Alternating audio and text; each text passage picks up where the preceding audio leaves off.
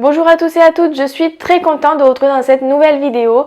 Aujourd'hui c'est encore une vidéo un peu spéciale parce que du coup c'est la première vidéo dans laquelle je vais vous parler de Diabeloop, c'est-à-dire que c'est le pancréas artificiel que j'ai la chance de pouvoir tester dans un essai clinique sur Marseille. Et donc du coup je vais vous parler un peu de la première journée que j'ai passée hier. Donc il y en a pas mal qui m'ont suivi sur les réseaux sociaux, donc qui ont pu voir un peu des avant-premières entre guillemets de ce qui s'est passé.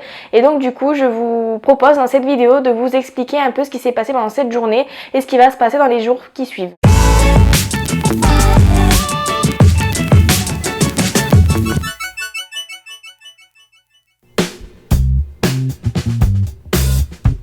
Alors, ce qu'il faut savoir, c'est que nous sommes un groupe de 6 personnes, donc 3 femmes et 3 hommes, qui allons tester tous ensemble le pancréas artificiel. Donc, comme je vous en avais parlé dans la première vidéo, je vous mettrai le lien en barre d'infos pour que vous puissiez aller la voir. On sera divisé en deux groupes, donc de 3 et 3 personnes, qui vont tester soit dans un premier temps le pancréas artificiel, puis le traitement habituel, ou alors l'inverse, le traitement habituel et le pancréas artificiel juste après. Donc, on est un groupe de 6 personnes. Sur la journée d'hier, ce qu'on a fait, c'est que d'abord, on est arrivé à l'hôpital, on a fait tout ce qui est paperasse, bon d'entrée, étiquette et tout ça. Et une fois qu'on a été installé, on nous a expliqué un peu ce que c'était le pancréas artificiel Diabeloop. Donc je vais vous l'expliquer en 2-3 mots. Donc en fait, on est équipé d'une pompe à insuline Cellnovo, d'un capteur Dexcom G5 et entre les deux, donc dans ce qu'on appelle une boucle fermée, il y a un algorithme qui permet à la pompe de régler elle-même la basale pour éviter de faire des hyperglycémies ou des hypos et en fait ça permet vraiment d'éviter ce genre d'hyper ou d'hypo. Et en fait, on m'a expliqué qu'avec le pancréas artificiel, avec Diabeloop, on était 80% du temps dans la normale, enfin dans les valeurs cibles, alors qu'avec une boucle ouverte où la personne elle gère elle-même tout ça, c'est vrai que c'est moins important que ça. Hier, ce qu'on a fait, c'est que on a fait dans un premier temps la signature d'un consentement. Donc en fait, un consentement, c'est ce qu'on appelle un consentement éclairé, c'est qu'en fait on nous explique ce que c'est Diabeloop, les étapes de l'essai clinique, et en fait en gros on sait tout ce qui se passe dans l'essai clinique, et donc on dit qu'on est d'accord pour y participer, voilà, que les données elles pourront être utilisées pour présenter cet essai clinique, etc. Et qu'à tout moment on peut quitter l'essai clinique sans avoir d'incidence quelconque sur notre prise en charge à l'hôpital. Voilà. Après on nous a pesé, mesuré, on nous a pris la tension, on nous a fait une prise de sang parce qu'il y a certaines données qui sont importantes pour le projet Diabeloop, notamment l'hémoglobine glyquée, la créatinine, des choses comme ça.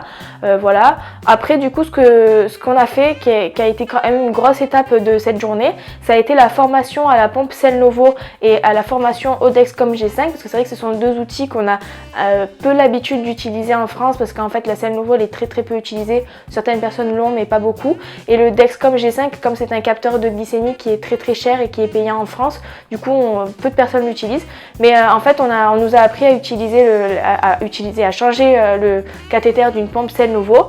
D'ailleurs si vous voulez une vidéo dessus, je vous la ferai volontiers, n'hésitez pas à me le dire en commentaire.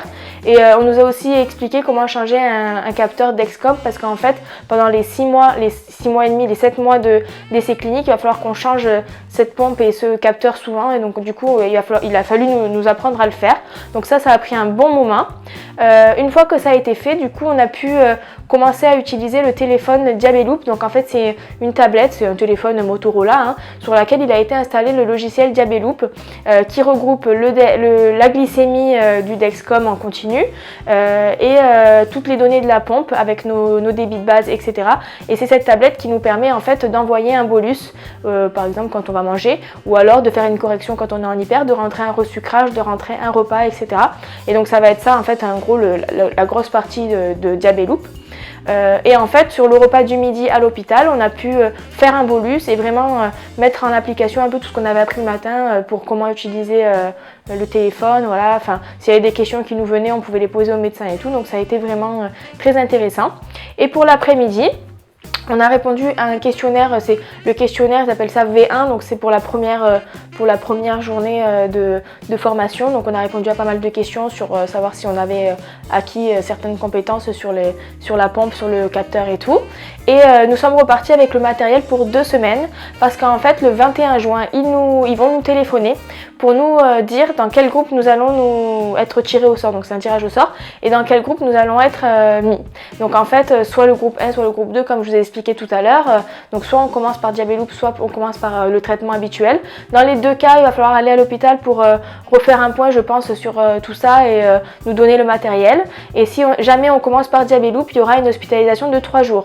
Donc n'hésitez pas à me suivre sur Facebook, Twitter, YouTube et tout, parce que du coup le 21 juin, je vous tiendrai au courant pour le groupe dans lequel je serai intégrée et vous dire par quelle étape je commencerai et vous dire du coup s'il commence par Diabeloop, il va falloir me suivre parce que du coup je vais mettre plein de choses sur Facebook et tout.